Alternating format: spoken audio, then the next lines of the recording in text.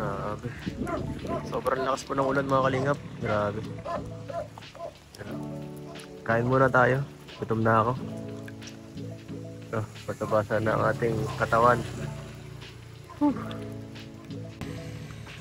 Ayan, basa-basa na po tayo guys. Kain muna tayo.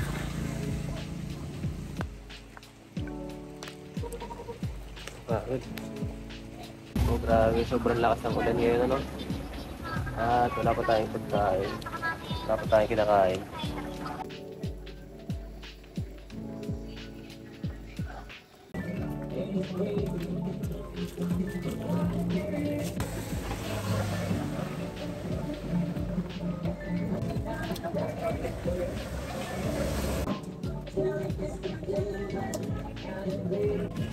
Tara. Tapos. Let's go. Hi guys. Hello po mga kalingap. Welcome back po to our channel. This is me, Kalingap Edu. At yan po ngayon, galing tayo sa scouting, ano? At wala pong pasok ngayon, scouting day. At yan, nandito tayo ngayon sa isang lugar. Hindi ko alam kung saan na tayo ngayon. At isang bike adventure sana ito kasi wala naman tayong masyadong nahanap. Yan, medyo malakas ang ulan. Nagpaano muna tayo dito. Nagbaba muna para magpahulaw. At yan, parang may nakita po kung pwedeng matulungan dito, no? Dito, sa kalakasan ng ulan, medyo naglalaba pa. Grabe.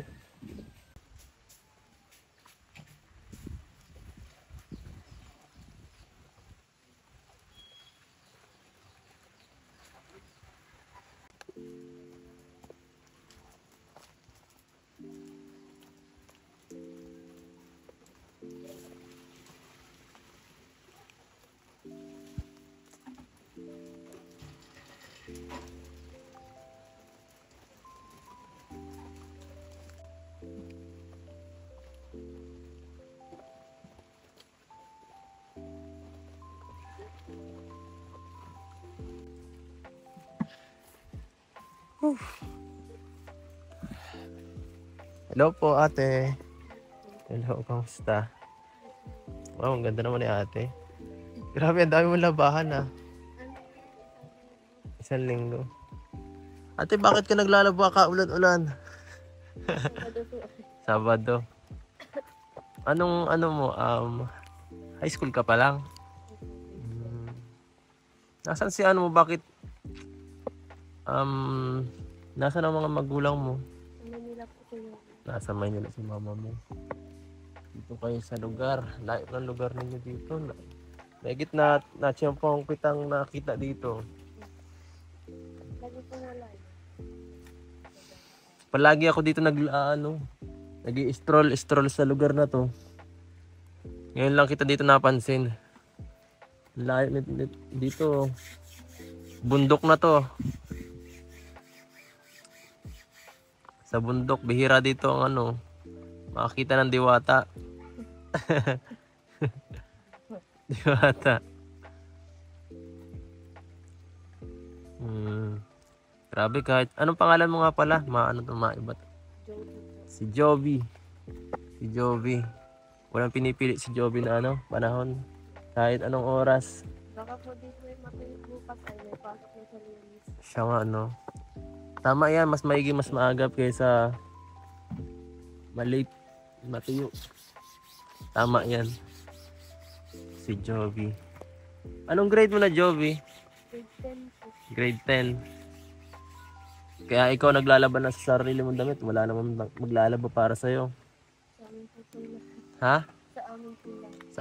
Sa iyo yung lahat. Ikaw lang nagtatrabaho. Si papa mo, Jovi, asan? Nasa Naga po, tatrabaho po. Tatrabaho sa Naga. Bakit? Paano yan? Sino mang kasama mo sa bahay nyo? Kapatid mo, kayo lang dalawa? Yung kapatid mo, matanda na rin o bata pa? Ay, bunso mo. Grabe. Ikaw na lang dito nagsusulot. Si mama mo, wala rin nasa Maynila. Ay, Maynila Manila. Manila. Anong ni mama mo dun? Kasambahay. Kasambahay. Kasambahay, di parang maliit lang din ang sahod nun. Kumusta naman si yung sa financial na tinutulong ni mama mo? Nakakapag-abot ba siya?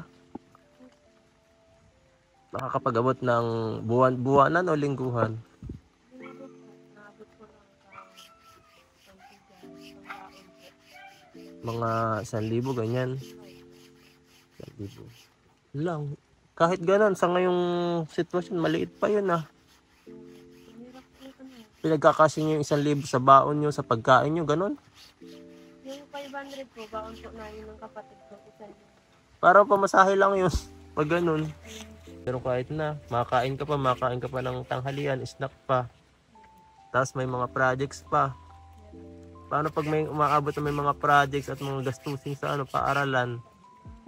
Ay, mga May mga time ba na wala na talagang mahirap yung mga sa ganyan, sa mga bayarin, di kayo nakakabayad? meron, may time din po gano'n. May time. Pero anong ginagawa nyo para maanuhan yun? Minsan po nahiram. Minsan nahiram lang. Tapos babayaran na lang po pag meron na po ulit. Mabayaran pag meron na lang. Ano bang trabaho ni Joby ni mama mo, ni papa mo pala? Sa kapal. Ito pa po, kung ano-ano mo po yung trabaho niya Wala. na hindi na po nakakapag Hindi nakakapag-change ha. Si Joby. Wala, nalaglag na. Labahan. Ano? Pwede ka pala maging labandera. Ang dami mo nalalabahan eh. isang Ang linggo. Anong mga ginagawa mo lang din sa Joby? Sa nyo, sa bahay. bahay. Linis po. Ikaw lang talaga taga-asikaso sa bahay nyo. Dito po yung bahay nila Joby. Sa gilid. Ano lang po yan, gawa lang po yan sa sa plywood at sa kahoy. Simple lang. Hindi pa man, ano pati yan doon po yan. Ano? Yung tinatayaan po namin, hindi pa po yan sa amin. Hindi yan sa inyo. Ano pala yan? Tinitiri ka lang po namin. Yan. Parang tapos, Ipunin na nga po yan eh, mga ilang buwan na lang. hala. Wala man pong pang ano.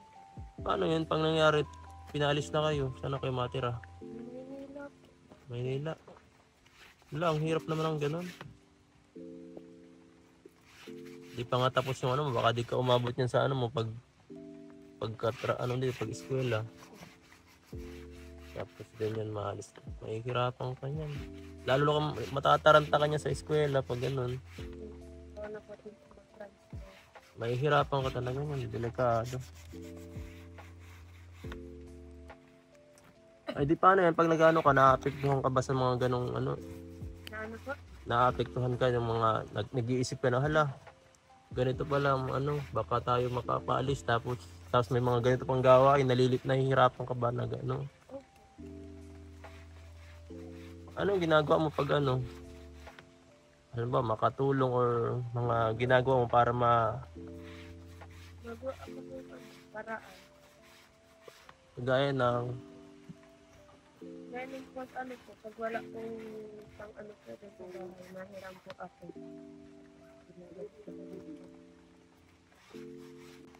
di mo ba naisip na magtrabaho lang, Joby? Hindi. Bakit? Parang, sabi na po ni mama, wag daw po maghinto sa pag-aaral. Huwag maging sa pag-aaral. Kasi po pag nalibang ka daw po sa trabaho, sa pera po, napapabayaan mo na po yung pag-aaral mo. Kasi po nasanay ka na po ng trabaho, tapos nakakahawak ka na po ng pera. Nakabili ka na po ng gusto mo, di mo na po may isip yung pag-aaral. Tama. Tapos pag gano'n, pag tumanda ka na, wala na, tatamarin ka na. Mahirap din yung gano'n. Kaya habang may nagpapaaral po, aral. Tama na. Hindi. Grabe. Ay, hirap naman ang sitwasyon nitong batang to. Ngayon, nagpadala ngayon si mama mo, hindi? Hindi po, Hindi pa. hindi po. At malay natin, may mga magtulong sa atin pampa-eskwela ni Joby. At kahit sa ibang pangangailangan. Tara, muna yan? Dito muna tayo sa Dito lang tayo. Yan. Joby, hindi ba kayo na ano, halimbawa, napapatigil or hindi ka nakakaisip ng ano, tumigil? Hindi. Hindi. Kahit na medyo mahirap ang ano, ang sitwasyon nyo dito. Kasi po, marami po sa akin nagsasabi na ano po, mag-aral lang daw po ng mabuti, mag-asawa, magtitigil, Hmm. yung pagkatrabaho, kasi po, pabayaan lang pag-aaral. Kahit mahirap, no? Hanggat may nagpapaaral daw po, sige lang. Malayo ba yung eskwela nyo dito? Yun po sa labasan. Minsan po may time po na uwian ng hapon na walang nasundo. Nilalakad lang po namin yun. Yung ano, yung labasan? Dati po, saan po yun ako nag-i-eskwela ng grade 9. Malayo yun. Pag uwian pong hapon, nilalakad ko lang po yan. Lakad mo ng paghapon. Grabe. Grabe lang po ako, naglipat po ako dyan sa yung mga barkada ko po nandyan. Paano yun? Minsan, anong oras kayo nakakauwi pag ganun? Pag nalakad po ako mga 5:30, nandito na po ako. 5:30. Mga isang oras ang laka rin. Malayo din pala. Nalay kayo ako. Paano pag halimbawa ano? May bagyo. Kasi alam ko pag may bagyo yung ano dito daan nabaha. Opo, hindi man po kami napasok. Hindi ka napasok pag ganun. Hindi. Eh paano pag time na ano naman na-start na ano kayo nagkataon na pauwi na kayo sa Kabumaha? Ano po, itong nadaan lang po kami sa hanging bridge. Tapos yung bag po namin, iwan namin sa kilala namin po para hindi ko mabasa. Ang hirap naman ng ganun. Nakakatakot yung ganung sitwasyon kasi po mga kalingap yung daan po dito minsan bumaba talaga. Yung mga time na ano, napuntahan ko dito, sobrang lalim ng baha doon sa ilalim, ay doon sa tulay. Talagang nakakatakot, pwedeng magano. Kagaya po nung kala Arjun, ganun din po ang sitwasyon nila dito. May daan na nabaha. At medyo nakakatakot yung sa bata kasi baka dalahin sila, pwedeng ano kapahamak.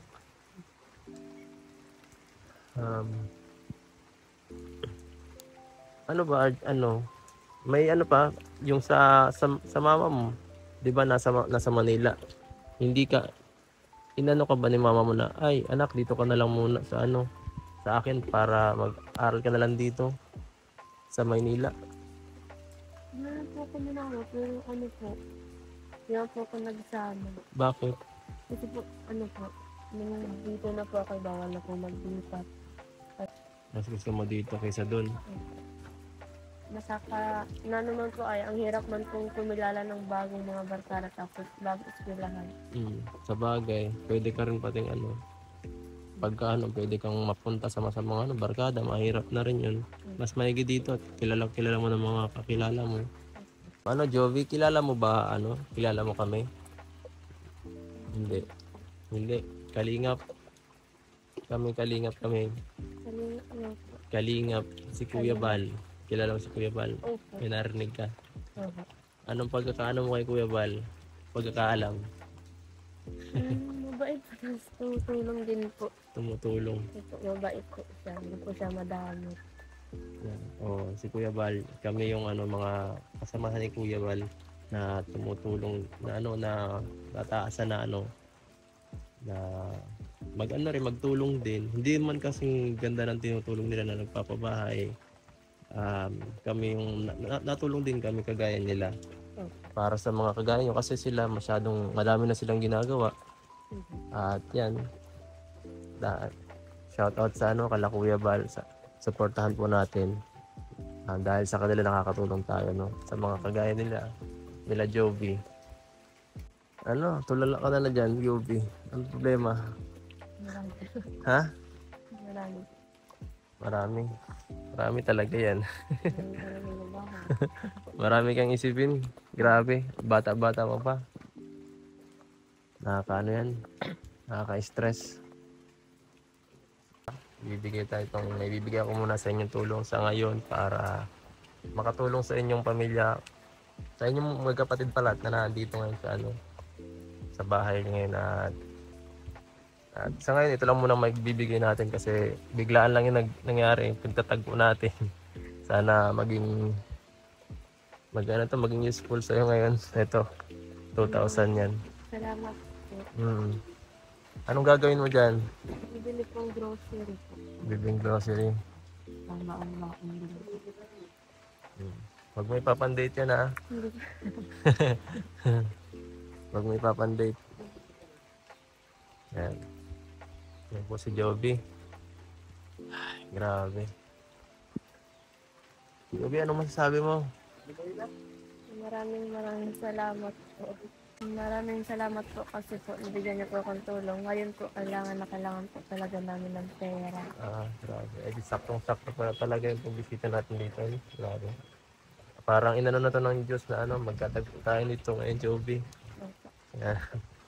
At buti na lang talaga at umulan. Kung hindi, di ako magkaka-stop dito. Kasi karaniwan naman, wala naman dito ako natutulungan sa ano to eh. Nadaan lang ako dito. So paano ba yan? Maano na rin siguro ako? Sige po. Ingat po. Ingat no. Huwag ka na magpaulan dyan, baka ka magkasakit, Joby. Sige, mag-ano ka na muna dyan, magpahinga ka na muna. Baka ito, tapusin mo na lang to bukas. Sige, yung pera mo, itabi mo maigit, baka mawala yan. Opo. Mm. Salamat po. Sige, bye-bye. Maano na ako. Ingat po.